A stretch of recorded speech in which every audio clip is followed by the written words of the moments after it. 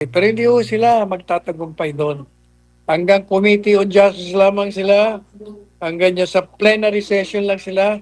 Pagdating nila sa Senado, talo sila doon. Apat lang ang mga pusakal na kontra sa kanya, boboto laban sa kanya. Ontiveros, Lacson, Soto, Pangilinan. Ang incumbent member ng 20th Congress ang nakarinig na may mga malalaking political party at mga kongresista ang alanganing suportahan ang impeachment case laban kay Vice President Sara Duterte. Narito ang balita ni Franco Baranda. Actually, marami na akong naririnig, no? Hindi lang dalawa, tatlo, or apat. I think more or less malapit na sa plus-minus 10 na nagsasabi na grabe ang sentimento ng kanilang mga constituents, sa kanilang mga distrito, all-out support. So, yung iba think twice na kung itutuloy ba nila yung pagsuporta o hindi sila susuporta sa impeachment. Ito ang naging pahayag ni Davao City 3rd District Representative Isidro Ungab tungkol sa impeachment complaint laban kay Vice President Sara Duterte na inihain sa mababang kapulungan. Nakabatay ang reklamo sa mga aligasyon ng culpable violation of the Constitution, betrayal of public trust, at iba pang posibleng paglabag na dapat umanong panagutan ng Vice Presidente. Ngunit sa panayam ng SMNI News, sinabi ni Ungab na hindi pinaniniwalaan ng karamihan ang mga naturang akusasyon. Makikita natin na yung mga constituents, ang approval ratings ni Vice President mataas talaga. Hindi sila naniniwala dito sa mga accusation. Dagdag pa ni Ungab, makikita ng 32 milyong botante ng bise ang mga politikong nag-akusa laban sa kanya. Sa kabilang banda naman, inilahad ni Ungab na may malalaking partido ang inaasahang aatras sa pagsuporta sa impeachment. Malakas yung kwento na yung NPC, Nationalist People's Coalition, nag-meeting daw last week, parang Thursday, at napag-usapan nila, majority daw ayaw na sumuporta doon sa impeachment. Ganon din narinig natin noong presko, noong NUP, no? And I hear there's another party na gusto na rin umatras. It could be possible na pagbalik namin, mahihirapan silang kunin yung 106 votes.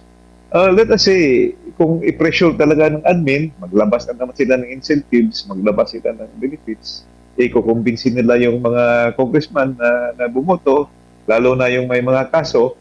So I think baka makakuha pa sila, but they will not get the same. Sa huli, sinabi ni Ungab na karamihan sa kanya mga kasamahan sa Kongreso ay nakukonsensya na umano laban sa ginagawa kay Vice President Sara. Para sa Diyos at Pilipinas kumahal, Franco Baranda, SMNI News. Ano po ang komento pa ninyo sa balitang iyan, Attorney Sal? Well, hindi na bago yan. Hindi naman katakataka yan. At yan ay tinalakay na natin ang paulit-ulit sa ating programa. Na hindi tayo magtataka kung ang marami sa mga kongresista ay magbaliktaran. Kasi yung 215 votes na binigay kay Inday Sara laban sa kanya, hindi na nila makukuha yun. Gaya ng ating sinabi ng mga ilang programa na rin, na alam nila kasi si Presidente o ang magiging Presidente sa susunod na halalan ay si Inday Sara. At kayo pa man, nag-i-invest na sila. At saka yung iba, napilitan lang talagang bumoto dahil tinakot o kaya naman binigyan ng ayuda sa mga distrito nila at kinakailangan maglaro sila. Kaya yung pong mga kongresista ngayon, gaya ng NUP, di ba? NUP ni Deputy Speaker Puno, sinabi niya na kami, hindi kami papayag dyan sa impeachment na wala namang batayan legal. Alam mo niyo, natatawa nga ako dun sa sinasabi nilang betrayal. Una, sabi nila, betrayal of the public trust. Yung isa pa, culpable violation of the Constitution. Alam mo po, hindi culpable violation of the Constitution ang ginawa ni Inday Sara. It's the culpable violation of the constitutional rights of Inday Sara by the members of Congress. Yun ang tama, yun ang ground. Yung betrayal of the public trust, betrayal of the public trust repost on these members of Congress na ngayon ay itinatapo nila. Mm.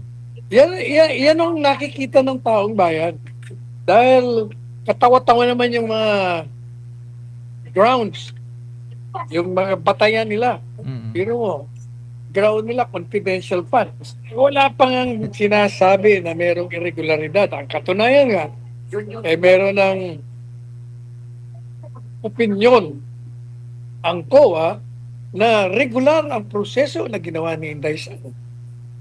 O tapos yun naman daw pagbabanta. Meron bang patay na nagbabanta? Kasi yung pagbabanta niya, kung totoo man na ito'y banta, ito'y mangyayari lamang kung patay na siya.